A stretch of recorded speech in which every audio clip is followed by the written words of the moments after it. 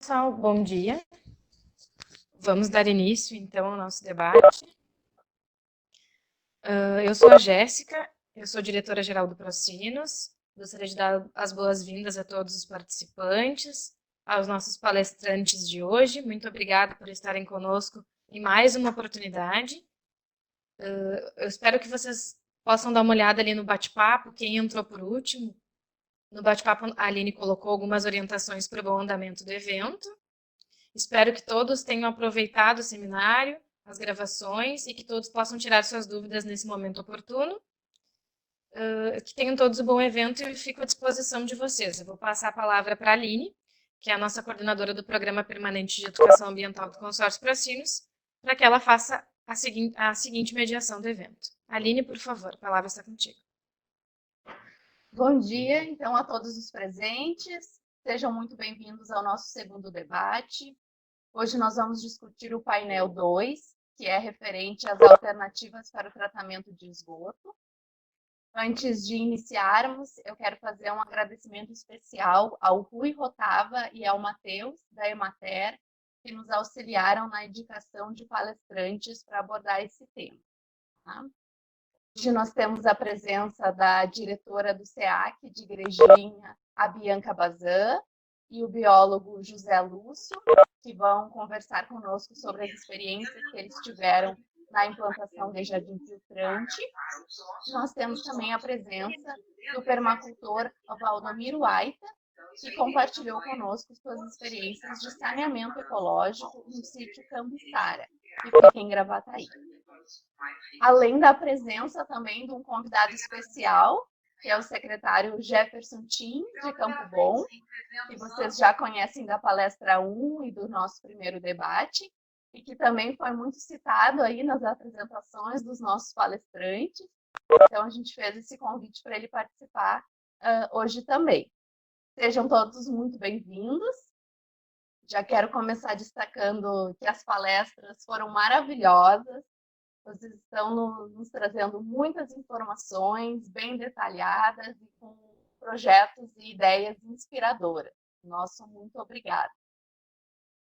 Para iniciar, então, eu passo a palavra para a Bianca e para o Lúcio, para eles darem suas contribuições iniciais e para responder depois as perguntas do nosso público. E, num segundo momento, a gente passa a palavra, então, para o Valdomiro, né, para a gente discutir mais em relação à palestra 4.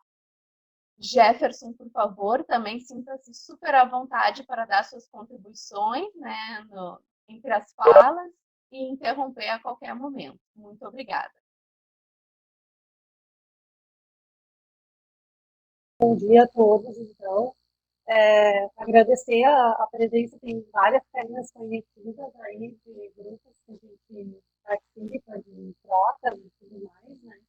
E eu não estou vendo mas a gente está dando microfone, eu estou escutando a minha voz, atrapalha um pouco. E eu quero pedir desculpas de tínhamos um áudio. Obrigada. A gente está colocando o telhado aqui do SEAC, então, de repente, deu um pouquinho de barulho no fundo, mas pelo que a gente testou ali, não é nada muito assim que vai atrapalhar o andamento. Espero que todos possam aproveitar o máximo. O pai do Jardim Filtrador está aí também, né, que é o Jefferson, então vai ser bem produtivo. Bom dia, Lúcio, tudo bem? Seja bem-vindo em ao evento. Muito obrigado. Feliz com a tua presença aqui hoje. A Bianca apresentou lindamente, né, como foi a implantação do jardim filtrante, mas a gente também queria reservar um espaço hoje para te contar um pouquinho como é que foi essa experiência e dividir os teus conhecimentos conosco. Sim. Pois então, o jardim foi implantado então em 2014, né? Mas ele foi, na verdade, havia sido contemplado então com um valor, com a verba lá do projeto do Verde Cities, em 2011, 2011, 2012, agora já me perdi um pouco. Mas houve uma demora, enfim. Então, em 2013, a gente começou houve a sinalização de que iria sair, então, né? A gente começou tratativas, né? Junto com o pessoal para ver como é que a gente ia fazer isso. Então, acho que já foi bem falado, bastante falado. A gente contratou, entre aspas, fez um contato aí, foi muito bem recebido com o Jefferson. O Jefferson fez para nós um projeto, a gente conversou, né? Tivemos acertos aí com a prefeitura para fazer uma parte, com a comunidade para participar então, também, né? E foi o ganho maior, eu acho que é isso, é um ganho bastante pedagógico, né? Tanto para nós, enquanto era o centro lá, como para a comunidade como um todo, né? Tá certo. Muito obrigada, Lúcio. Eu vou começar, então, passando para a primeira pergunta que nós tivemos da professora Heloíse, que é do Centro de Educação Ambiental Ernest Scarlett, Novo Hamburgo. Então, eu vou copiar ali no chat a pergunta e vou ler aqui para vocês, tá? Bianca e Lúcio, eu sei que esse tipo de jardim filtrador é organizado para não dar problema, nem manejo interno dos canos de dentro dos tanques, etc. Mas entupimentos ou outros problemas relacionados aos canos podem vir a acontecer. Já aconteceu algum tipo de problema nos jardins do SEAC? E como vocês agiram? Nós não, entupimento, não tivemos problema assim, de entupimento de cano. Acho que há 1 ano e meio, agora passou tanto tempo, mas acho que há uns 2 anos atrás, eu até fiz um contato de novo com o Jefferson. A gente teve um problema que a água ficou meio parada lá, né, assim, acima da brita. E aí tem uma camada de brita ali, né? Então ela ficava ficava um depósito de água ali que não estava legal. E aí, conversando com ele, na verdade, o que ele me disse é que a gente tem que fazer a reposição dessa brita, né? Então, a gente repôs ela, levantou, porque ela vai compactando, vai baixando, mas, no mais, não tivemos, assim, isso já está para, então, 6 anos, né? Não temos problema, não apresentou problema, porque ele estava continuando com a vazão, porque a gente tem uma caixa de inspeção na saída ali, né? Tanto é que para mostrar para a gurizada, mais para a gurizada, eu digo, né? Mas não houve problema de entupimento. Não sei. Nesse período até então, não. Agora, esse ano, até em função de que tudo está parado, né? Eu até no município também já me aposentei, né? Eu vou no SEAC agora lá só para passear. Mas não saberia dizer hoje, né? Mas nós não tivemos problema. Não, na verdade, não está tendo muita vazão de material, né, de esgoto, porque só tem alguém de vez em quando aqui, então não está tendo muita carga orgânica. Mas não, a gente cuida bastante para não entrar terra, sempre deixa grama em volta, né, para não ter problema de entrar terra nos jardins. E as plantas também são manejadas de vez em quando, então esse cuidado eu acho que também ajuda um pouco a manter o jardim bem saudável, né? Perfeito, tá certo então. Vou passar então para uma outra pergunta que a gente tem da Adriana, que é assim: como atuam os produtos químicos usados na pia da cozinha? Eles não prejudicam as plantas? Bom, tá aí o Jefferson, ele que é especialista, né? Então, eu brinquei, de vamos botar o Jefferson para responder as coisas. Mas, olha, de novo, a gente passa todas as duas águas lá, então, a água da fossa, do filtro ali, e as águas de pia ali, elas vão para lá. Até então, o Jefferson não nos disse, tanto é que ele acompanhou, então acho que não tem problema nenhum. Né? No normal, assim, nós não temos. Para nós não tem problema nenhum. Eu acho que não. Tanto que quem assistiu, né, a minha parte na segunda-feira, pôde acompanhar os resultados, né, das amostras de água que foram feitas, as análises, e as análises foram além do esperado, né, foram super satisfatórias. Então, é sinal que não tem assim, realmente um problema. Jefferson, gostaria de comentar um pouquinho também, compartilhar conosco? Oi, pessoal, estão me ouvindo bem? E, Tudo bem, Lúcio, Bianca? Bom, parabéns primeiro pela palestra, achei excelente. Vocês mostraram que estudaram e dominaram ali a tecnologia, né? Acho que é o mais importante de tudo, como o professor Lúcio falou, a parte do empoderamento, da educação, né? Mais até do que os resultados da análise da água, embora também tenham sido muito satisfatórios. A questão dos sabões e produtos de limpeza, o jardim ele absorve perfeitamente, assim. O volume que se usa desses materiais, ele digamos assim, o jardim filtrador ele é dimensionado para receber essa carga poluente. Então, tanto do esgoto local ali, que vai passar depois pela fossa e filtro antes de ir para o jardim, quanto da cozinha vai passar pela caixa de gordura. E aí essas águas vão se misturar lá no jardim filtrador junto com as plantas. Então também tem eu trago essa informação porque é sempre importante lembrar, né? Tem que ter pré-tratamento, tem que ter fossa e filtro para a água do vaso sanitário e tem que ter caixa de gordura para a água da cozinha, senão entope. E aí, fora isso, os cuidados que a Bianca comentou. Não entrar terra no jardim, não, né, fazer a manutenção das plantas e aí mantém ele funcionando aí a mais longo prazo. Estou achando que, assim, vocês estão dominando bem a tecnologia.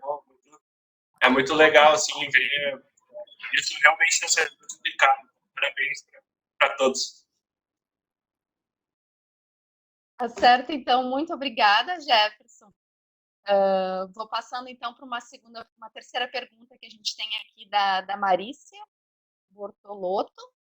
Ela diz assim: a água que sai do jardim filtrante, ela volta ao esgoto ou ela pode ser usada para irrigar as plantas? ela poderia ser usada para irrigar as plantas, mas aqui no nosso caso, ela vai para o nosso arroio, que passa aqui atrás, o Arroio Campos. Ela vai direto para o arroio, que é próximo da saída do nosso jardim aqui. Eu tenho uma outra pergunta aqui da Suelen, que ela faz assim: problemas como chuva em excesso ou seca prejudicam os jardins filtrantes? Como eu tinha mostrado na foto atual, né, as plantas, no nosso caso, que a gente está sem matéria orgânica entrando muito, né, acabou desmerecendo um pouquinho as plantas, né, mas nada assim muito que vá dificultar o trabalho em si do jardim. Mas é a questão das plantas mesmo ficarem um pouquinho mais feias. De repente, em algum momento, a gente precisa molhar elas um pouco, como no início da instalação dele, né? Mas não foi nada assim muito grave, muito sério. E a chuva em excesso, na verdade, vai escoando, né? Esses dias choveu bastante, mês passado deu umas enchentes aqui na região. Aqui molhou bastante, mas logo em seguida já desceu, já foi escoando, foi bem tranquilo, assim, não teve grandes dificuldades. Deixa eu fazer de novo uma participação. Então, acho que a Bianca mostrou ali que tem uma borda, né, na lateral do jardim, que quando chove pode ter um pouco de elevação do nível da água, mas isso já logo baixa, então não transborda para fora. E, de novo, o jardim precisa ser dimensionado, né? Tem um cálculo que se faz ali quanta água ele pode receber, quanta matéria orgânica, para ele não entupir e ele não transbordar. Então, eu costumo dizer, todos os que eu vi até hoje que não funcionam são porque não foram dimensionados. Ou foram mal dimensionados, são menores do que precisa, ou são maiores do que precisa e não irriga o suficiente as plantas. Então, é sempre esse cuidado importante de ter um dimensionamento, né? Bem certinho. Perfeito. Nós recebemos aqui também uma outra pergunta em relação ao tempo, em média, que leva, né, para esse efluente ser tratado nesse ambiente do jardim filtrante.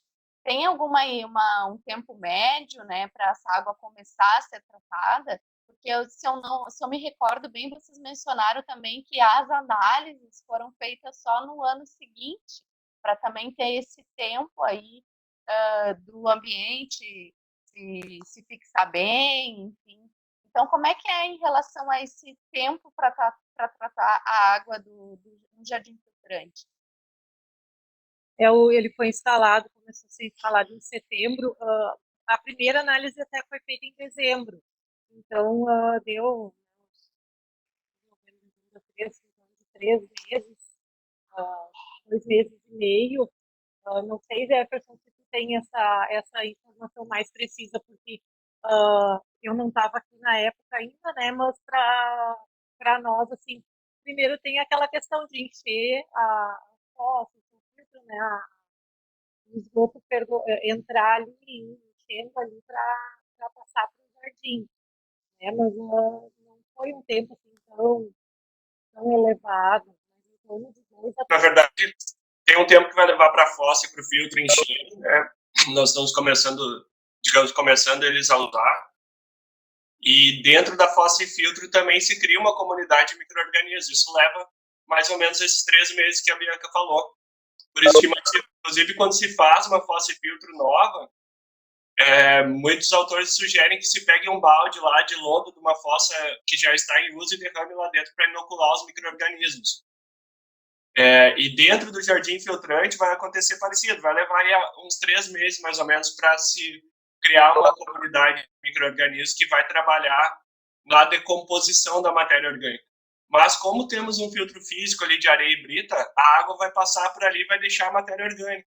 Nesses 3 meses não vai ter uma decomposição, mas a água que vai sair lá no final dele já vai estar limpa.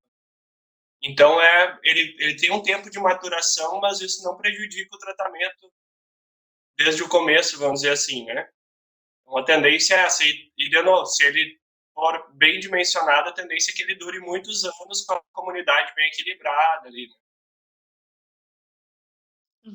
Perfeito, entendi. Bom, o pessoal ali no chat está parabenizando bastante, né, a iniciativa, a apresentação, né, e todos esses conhecimentos adquiridos. A Luana colocou ali para nós que ela ficou encantada com os jardins filtrantes e parabeniza o trabalho, mas ela faz uma pergunta ali em relação à diferença da geomembrana para uma lona grossa. Ela queria entender um pouco essa diferença entre um e outro. A diferença dela é gigante, assim, ela é bem grossa, a membrana ela é bem dura, bem estruturada, ela não rompe com facilidade, é difícil de cortar ela e de manejar também. Em aterros sanitários eles usam geomembrana porque ela tem essa propriedade, né, esse isolamento. E a lona não, a lona com o tempo vai se decompondo e vai acabar vazando material, né, para a terra, para os lençóis freáticos. Então, a geomembrana ela é bem mais grossa. A aparência dela é muito parecida realmente com a lona, mas ela é bem mais grossa e bem mais dura, assim, mais estruturada. Eu falei na palestra, né, de deixar ela no sol, porque ela não é muito maleável, ela é bem firme, então ela é bastante ruim de lidar com ela se ela tiver, se for bem inverno, se ela tiver bem, vai ter aquela resistência, assim, né? Essa é a grande diferença da geomembrana para a lona. Tá certo. Nós temos aqui outras perguntas. Então, a gente viu na apresentação que é um sistema, né, bem fácil de ser implantado, é um sistema barato, eficiente, né, e até esteticamente bonito. Ele acaba compondo aí a paisagem, né, fazendo parte do espaço que ele é implantado. Bianca, você mostrou algumas imagens desse sistema implantado na frente de residências, né, nos jardins de casas. Tem espaços públicos aí como o SEAC. Eu já vi também esses sistemas em escolas, mas assim, a pergunta é referente ao cidadão, né? Do ponto de vista do cidadão na sua casa. Ele poderia estar adotando esse sistema também? É assim, algo mais isolado, mais assim, até para a área rural, que demanda aí, de repente, alguma licença, alguma análise, estudo preliminar para ser liberado. Jefferson também, se tu puder nos esclarecer em relação a isso também, para o pessoal de casa, né, saber, eu tenho a fossa, eu tenho filtro, eu poderia estar também tendo um jardim filtrante em casa, né, como é que fica essa questão? Sim, com certeza é possível colocar em casas, porque a legislação prevê a fossa filtro. Né? Depois da fossa filtro, se tu quiser de manejo, né, para poder contribuir com o ambiente, é lucro, né? Então, todas as tecnologias são bem-vindas. É possível de colocar tendo espaço, né? Tem que ter um certo espaço para poder organizar isso, né? Fazer o buraco, colocar ou a geomembrana, uma caixa d'água, como eu falei, né? Que também funciona. Mas tendo espaço é bem possível de fazer, bem válido. Isso requer, na verdade, requer que a gente tenha um pensamento, uma ideia diferente do que a gente tem hoje. Né? Porque os engenheiros e arquitetos, em sua grande maioria, não são. Eles vão sempre achar uma coisa que pode aquilo incomodar, porque é melhor não. Então, vai da pessoa, ela tem que acreditar, tem que ver que é possível, que é simples, mas é uma mudança de paradigma com relação à questão do tratamento e a relação com o esgoto. Não vou querer isso porque vai ficar depois do cheiro. Bom, como já o Jefferson falou, se for bem dimensionado direitinho, a chance de que vai dar errado é muito pouca. Assim como dá problema também com cano e fossa e sumidouro convencional. Então tem que estar abrindo coisa, fedendo. Então vai muito de a gente mudar a nossa percepção com relação a isso. Possível é, mas, de novo, como é que a gente vê o esgoto? Então temos que. E depois é essa, o pessoal, os terrenos hoje também são menores. Muita gente já quer botar tudo pedra e coisa e tal, então, mas é possível, como foi falado. Precisamos, aí entra a educação ambiental. Deixa eu pegar um gancho dessa questão, né, de como poderíamos potencializar o uso nas residências e tal. Claro que eu vou falar de uma coisa assim de gestão talvez mais longo prazo, mas um bom planejamento urbano poderia prever que cada terreno tivesse lá sua fossa filtro e que uma rede coletora de esgoto levasse o esgoto de todo mundo para um grande jardim filtrador coletivo no bairro, né? E aí depois já lança no arroio, não precisa levar para uma ET. Só que isso demanda a gestão pública, incluir isso nos planos de saneamento, né? Então, a gente está aqui com essas tecnologias ainda engatinhando, criando elas, e por isso a importância, por exemplo, desse evento, da gente estar discutindo, né, essas tecnologias e cada vez mais está trazendo para a aplicação, né? E como foi bem dito pela Bianca, a norma tem que ter fossa e filtro. Se tu tiver alguma coisa depois disso, só está melhorando a coisa, né? Então, é um pouco esse o caminho, assim, penso. Perfeito, Jefferson. Isso que é importante também a gente deixar bem claro para os participantes, né? Essa questão da fossa do filtro é essencial, né? Ou quando se tem o sistema coletor que encaminha até a estação de tratamento de esgoto, que o morador faça essa ligação no sistema, né? E o jardim filtrante aí entra nessa para melhorar esse tratamento, né? Por isso que ele também está após o sistema de fossa filtro. Então, perfeito. A Ângela ali, já entrando um pouquinho nessa questão de dimensionamento, que a gente acabou comentando agora também, ela faz a pergunta em relação à metragem. Qual seria a metragem necessária desse espaço? Isso aí eu vou deixar para o Jefferson, que eu não domino essa questão da metragem. Em média, depende do lugar do Brasil, né? A gente precisa lembrar que a gente está falando de um sistema vivo de tratamento de esgoto, então ele não se comporta da mesma forma no frio do nosso inverno, no calor lá de Fortaleza. Então a gente tem uma variação de dimensionamento conforme o Brasil, assim. Se tem uma média de 0,8 a 1,2 metros quadrados por pessoa. Aqui na região a gente calcula isso para saber quanto é a contribuição de cada habitante. A gente tem a norma técnica lá 7229, NBR 7229, tem as médias de contribuição por pessoa conforme tipo de estabelecimento e tudo mais. Então a média que o jardim suporta por metro quadrado é 150 litros de água por dia e 35 gramas de DBO, que é a demanda biológica de oxigênio. Então, a gente faz um cálculo de quanto é a contribuição por pessoa, né?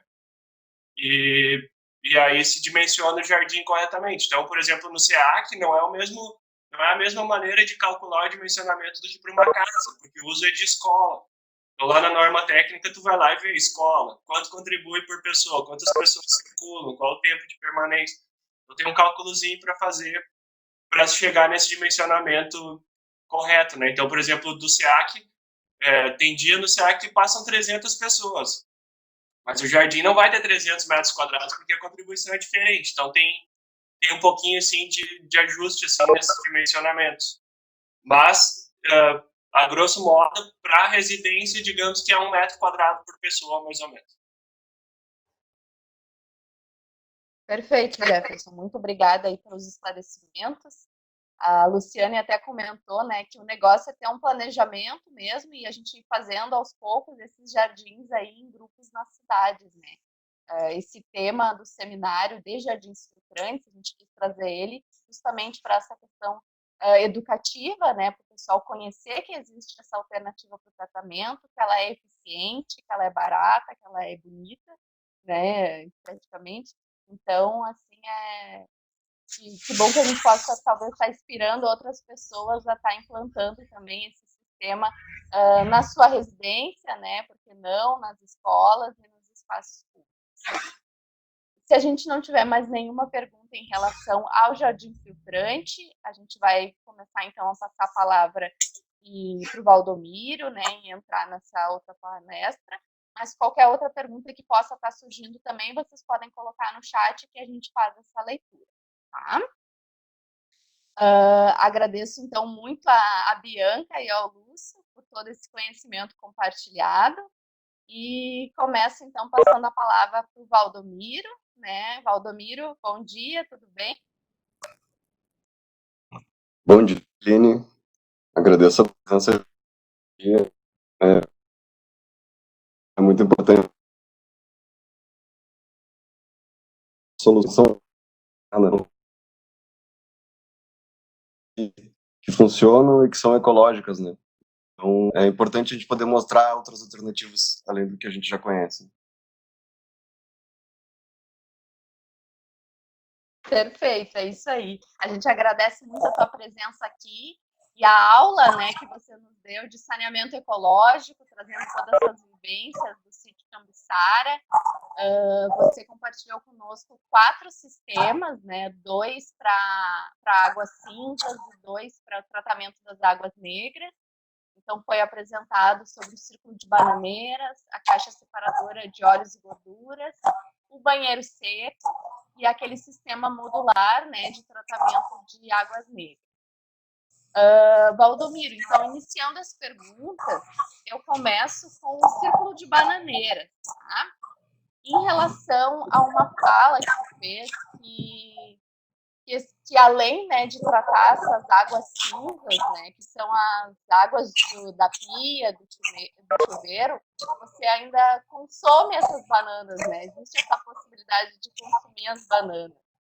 E aí eu já faço um link também com a fala da Bianca na apresentação dela, e que as plantas alimentícias não convencionais, que podem ser colocadas no sistema de jardim filtrante, ela diz que elas não devem ser consumidas, né, por elas estarem aí em contato com o efluente também. Então, nesse teu caso, né, dessas frutas, dessa banana que é consumida no circo de bananeira, esse consumo ele é possível por se tratar de águas cinzas e não de águas negras? Queria que tu comentasse para nós um pouquinho em relação a isso.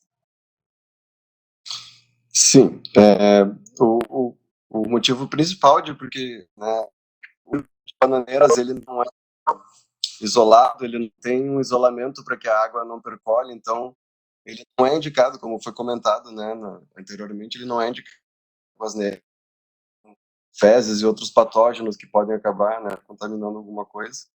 Então, por esse motivo, é muito seguro, né, que se consuma as frutas do círculo de bananeiras, que pode ser também mamão, né, ou outras frutas.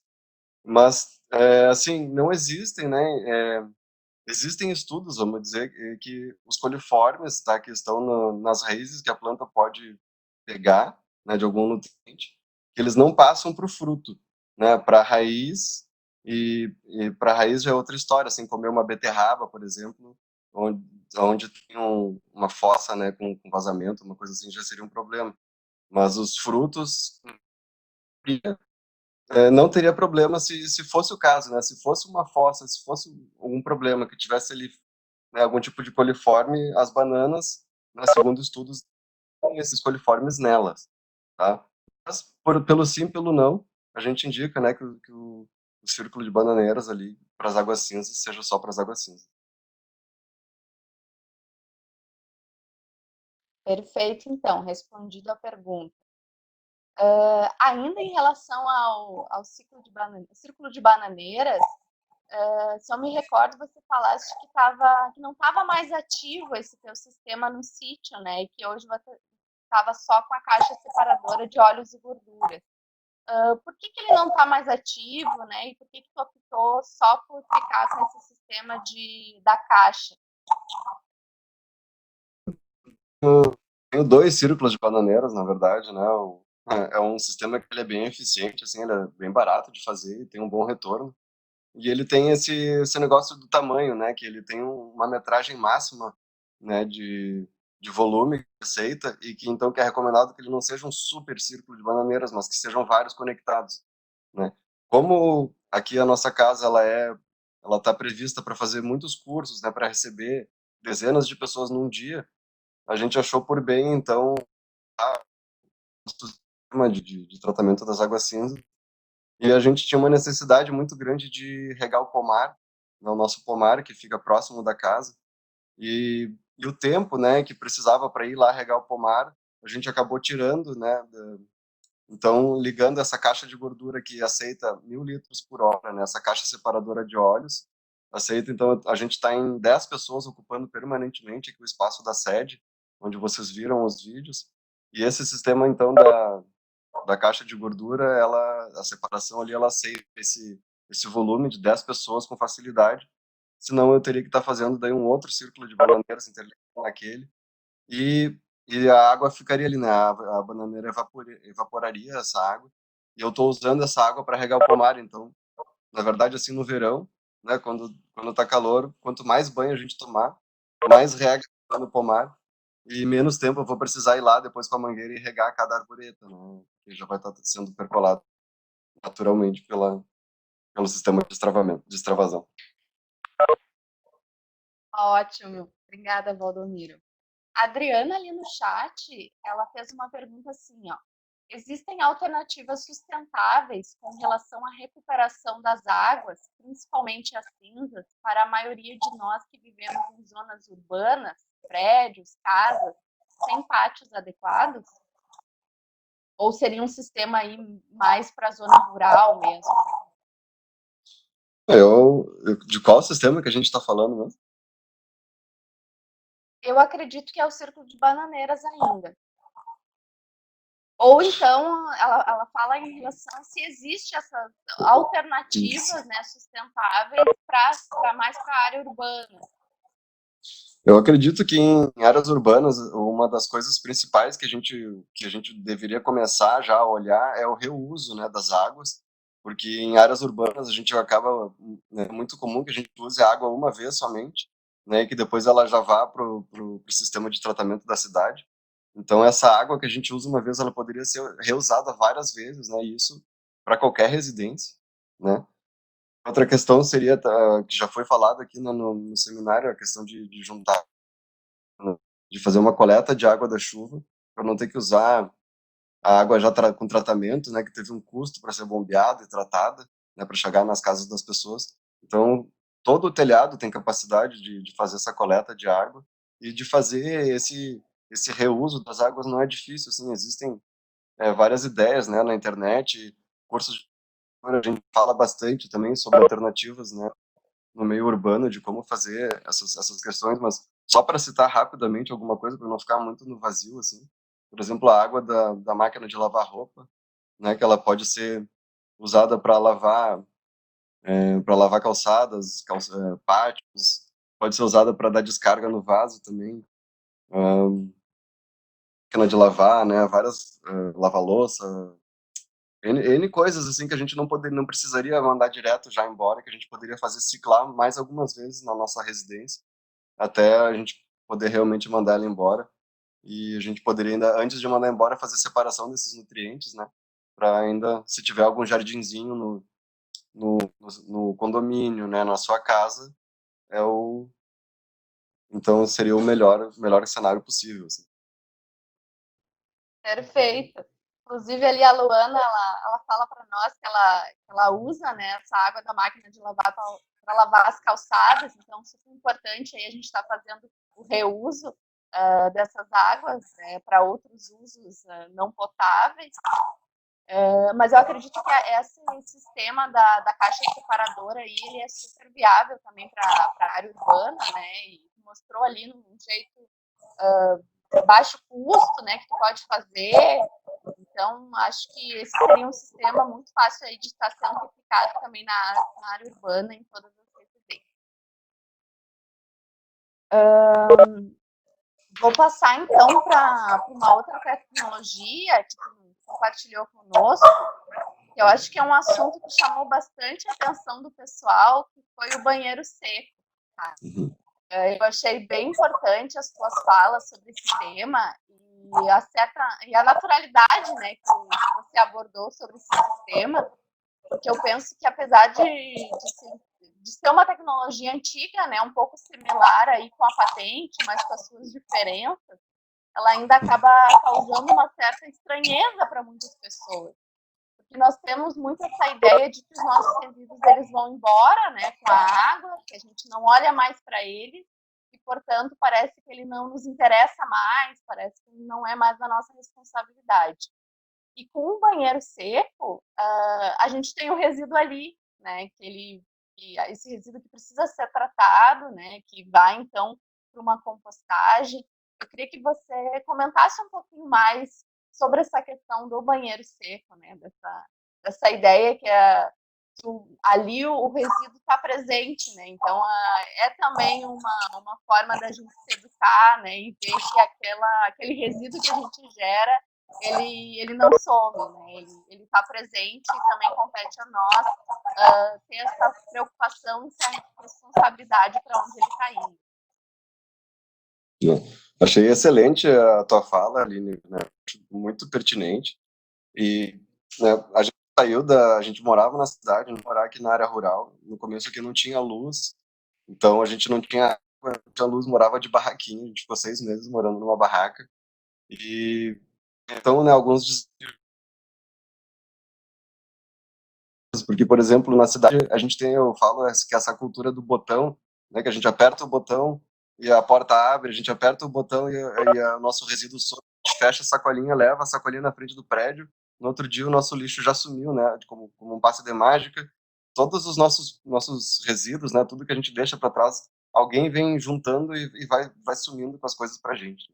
E aí quando tem essa história do banheiro seco, porque ele é um banheiro que é muito prático, né, ele não precisa de água, não precisa de luz para funcionar, então, tu fica mais em contato, né, com essas coisas, com os teus resíduos e pensa, poxa, eu tenho que dar um jeito nisso, né, porque fui eu que gerei esse material e eu preciso dar um jeito nisso, né. E ter contato, né, com esse tipo de material é uma coisa que não porque normalmente, né, a gente vai no banheiro, aperta o botão e o negócio sumiu, a gente nem olhou direito o que que era, né, como é que tava, se tu tá bem aquele dia, se não tá, isso é interessante. E, enfim, o banheiro seco ele é uma tecnologia que ela é muito antiga, né, é a mais antiga de todas.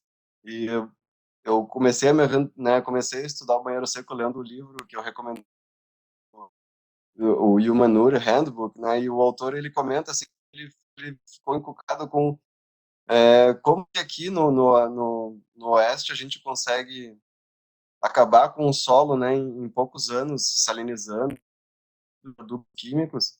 E na China, por exemplo, já há milhares de anos eles têm uma população gigantesca e eles continuam produzindo, né, alimento para essa população que aumenta no mesmo lugar. E aí então ele fala que isso é uma questão que eles usam lá, o que eles chamam de solo noturno, que é o banheiro seco, mas que eles despejam daí só no solo das plantações, sem cobertura nem nada. E isso acaba trazendo alguns problemas, como de saneamento, de não ser uma coisa sã, né, de não ter cobertura, nem alguma coisa assim. Mas a história de fazer a compostagem do banheiro seco é o que é a solução desse problema. Mas que, né, é um problema, mas que é uma solução, enfim. E a história do banheiro seco ela é uma lição de humildade, né, porque né, planejar o que vai ser feito com aquele composto, né, que depois que saiu de ti, ele vai passar por todo um processo.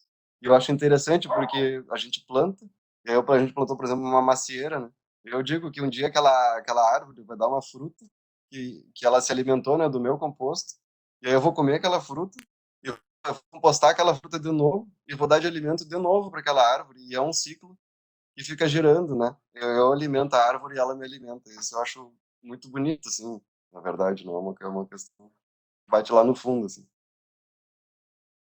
É maravilhoso. Perfeito, Valdomiro. Eu acho que é bem isso mesmo. Mas macieira que tu falou, né? Essa questão do fruto. Eu já entro aqui também numa pergunta que a gente teve da Márcia, de Santo Antônio da Patrulha. Ela questionou assim: fezes e urina na compostagem, nos pés das frutíferas, e se alguém tiver aí alguma doença, né? Não tem esse perigo de contaminação? Sim, né, não se recomenda, né, que esse material que sai do banheiro seja já colocado no pé das árvores, né, até porque é um material que ele está verde, ele precisa maturar, precisa compostar ainda, e ele tem uma carga muito grande de nitrogênio e outros químicos que tem no nosso corpo que certamente podem acabar prejudicando as plantas, né, ou queimando elas no mínimo.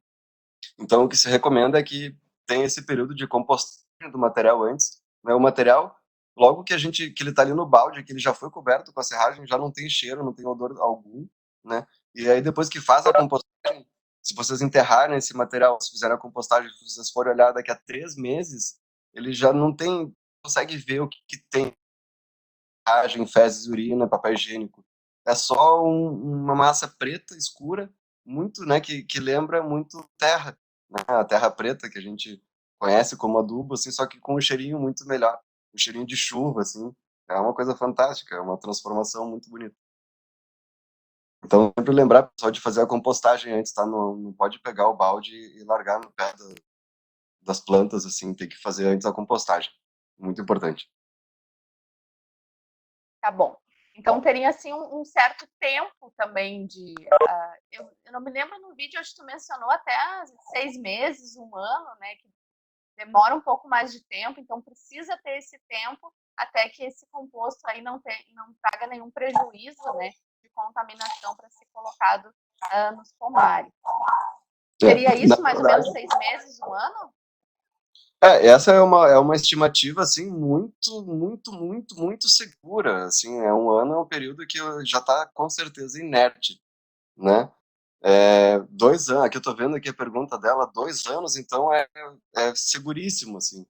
Eu diria que quando você começa a estudar a questão da compostagem, você aprende, né, que a compostagem termofílica, que é aquela que aquece, né, que o composto fica quente, quando essa pilha atinge 60 graus por algum tempo, e aí então aqui uma estimativa bem segura, vamos dizer 5 horas, né, mas que fica por dias, mas que 5 horas a 60 graus já é o suficiente para eliminar, né, quase que a totalidade dos patógenos que existem no composto. Então, né, vai revirando aquele composto, ou deixa ele compostar, né, sozinho, se revirar ele composta mais rápido. Se deixar ele compostar sozinho, ele demora mais, mas composta igualmente. Mas então o importante não é a questão do tempo que tu vai deixar aquele material compostando. Na verdade, é que tu precisa que aquele material atinja uma temperatura que é de no mínimo 60 graus, mas vai mais alto do que isso. Inclusive tem projetos de como esquentar a água, né, em mangueiras dentro de composteiras, que a temperatura realmente ela sobe muito por muitos dias, né? E então isso que a gente chama de compostagem termofílica. E é essa elevação da temperatura que mata os patógenos. Inclusive essa elevação de temperatura é a mesma coisa que se usa para cultivar cogumelo, né? A elevação da temperatura e às vezes do pH que mata todos os patógenos que poderiam contaminar aquele substrato. Uhum, entendi. Perfeito, então. A Denise ali, ela até comenta conosco, né, que todos deveriam utilizar essa metodologia. E a Heloíse, também de Novo Hamburgo, ela compartilha que ela já tinha visto informações sobre o banheiro seco, mas ela chamou atenção para a ideia dele ser portátil também, né, que tu até mencionou ali na apresentação, de levar aí para um camping. Então, ela achou muito boa essa ideia de ser portátil. E ela falou que dá vontade até de ter no apartamento. E agradece, né, essas informações, que elas são bem úteis aí para o nosso dia a dia, e parabenizou aí a tua palestra também. E a oportunidade de poder falar sobre essas coisas, né?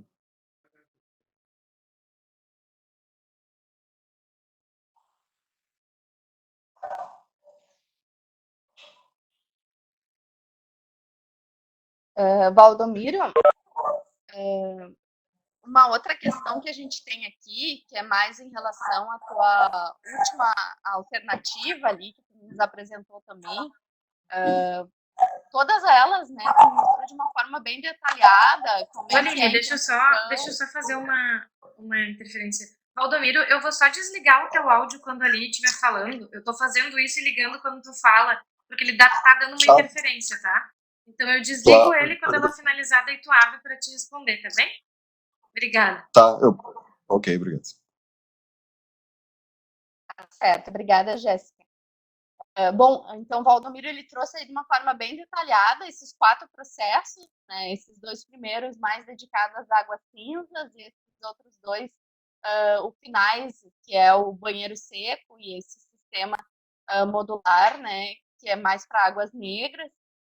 E nós conseguimos perceber o quanto ele é acessível, né? Você explicou todo esse processo de tratamento aí desse sistema modular, que ele alia várias tecnologias, né? E permite que uma comunidade bem grande seja atendida. Vocês têm aí em torno de 100 pessoas, também implantar com um custo acessível. Eu queria que tu comentasse um pouquinho para nós sobre essa última tecnologia, né, que ela acaba aliando aí vários sistemas, um pouquinho mais para nós, para a gente ter um conhecimento maior sobre esse sistema. Certo. Só antes de complementar, então, sobre esse projeto do último, eu vi que tem uma pergunta ali sobre se pode fazer uma história do banheiro seco para fezes de cachorro. A resposta é sim. A compostagem é idêntica, né, para todo tipo de material. E só que geralmente elas são bem secas, né, por causa da ração que a gente dá.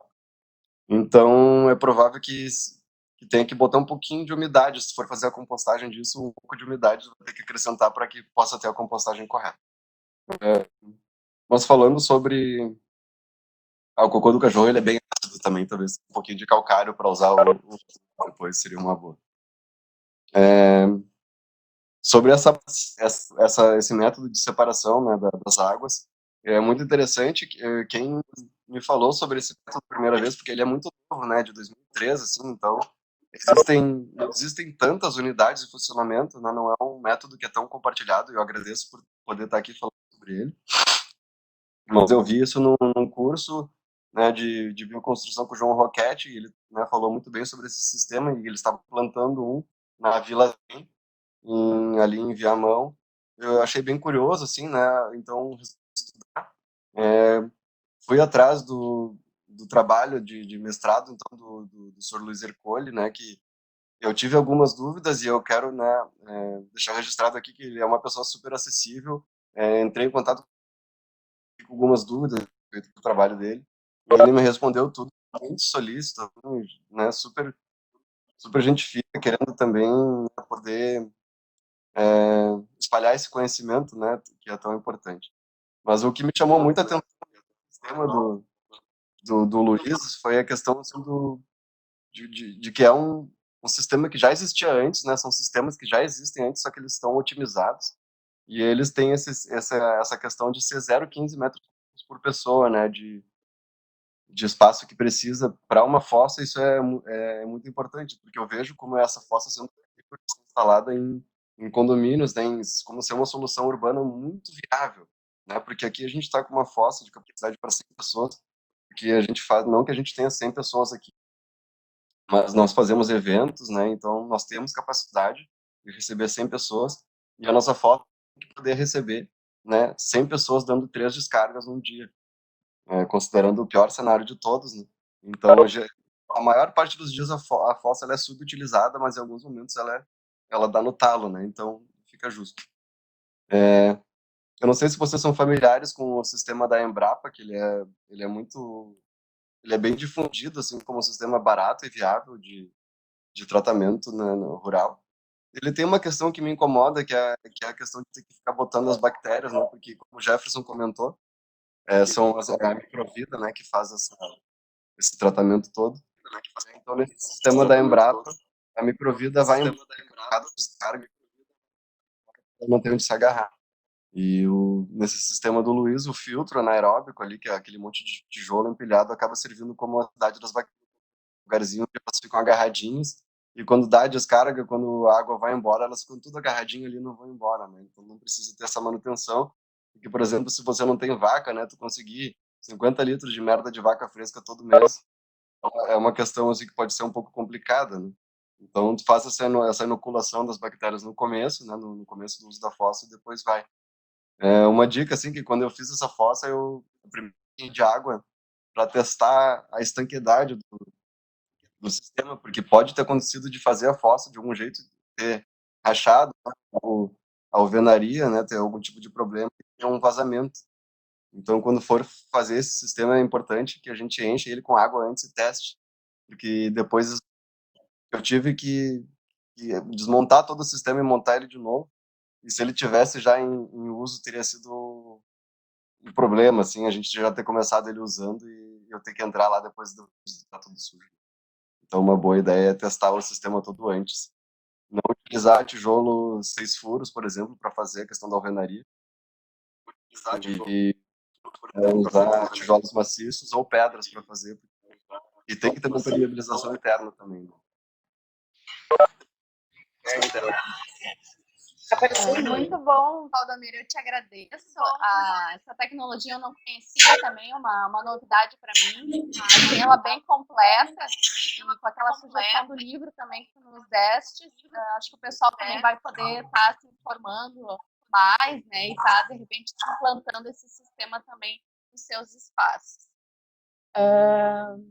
Pessoal, se ninguém tem mais nenhuma dúvida em relação a esses sistemas, né, e não quer fazer mais nenhuma pergunta, a gente vai se encaminhando também para o final.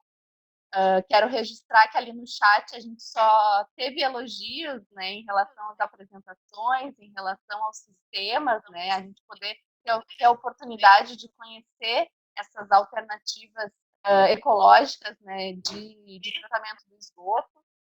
A gente está muito acostumado àquele sistema individual e preliminar de fossa séptica, filtro e sumidouro, e o próprio sistema coletivo, né, de tratamento de esgoto, que é as estações de tratamento de esgoto. São sistemas mais usuais, né, que a gente tem acesso a mais informações, mas a gente poder também ter acesso através desse seminário de outras tecnologias é maravilhoso. Então, fica o nosso agradecimento especial a todos vocês que nos enriqueceram aí com essas informações.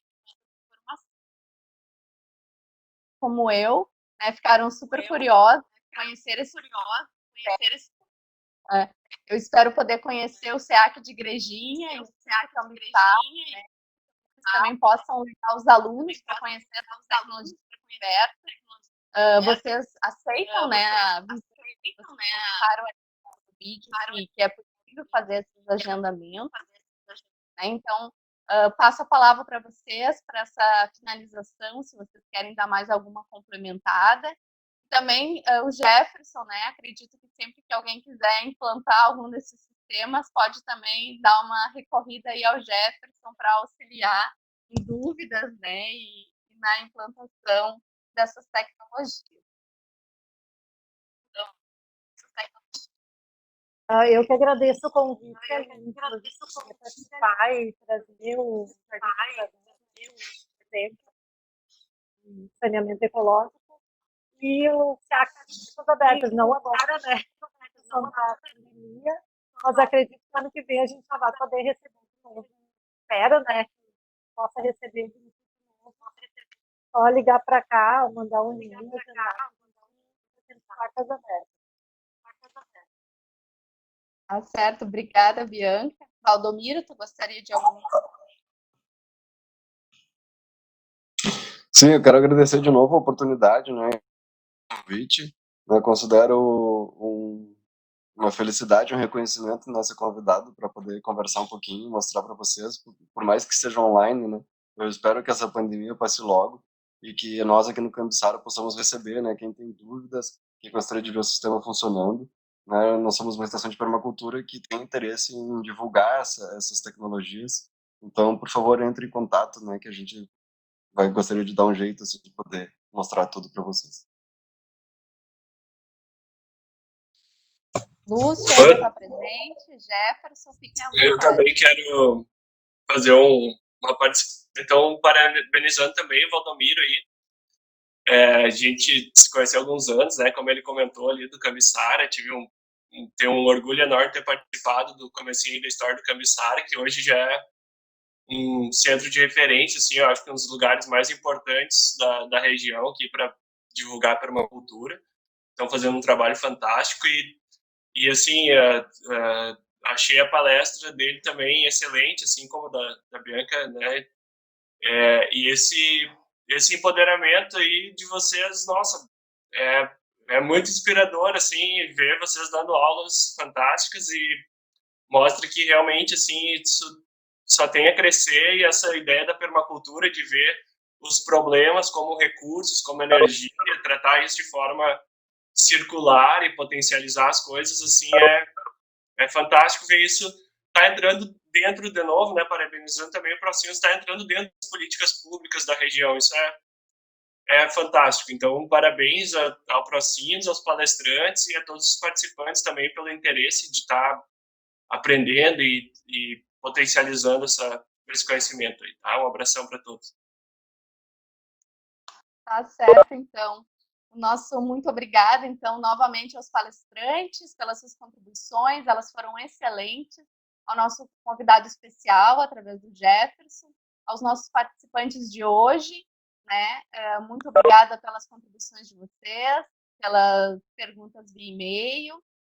Esse debate está sendo gravado, ele vai ser também disponibilizado no canal do YouTube, sempre naquele mesmo link de acesso. E na segunda, então, a gente vai disponibilizar as palestras 5 e 6, que são referentes aí ao tema das cisternas, né? Captação da água da chuva. A gente agradece a presença de todos aqui hoje, tenham um ótimo dia e até o próximo encontro. Muito obrigada. Um abraço.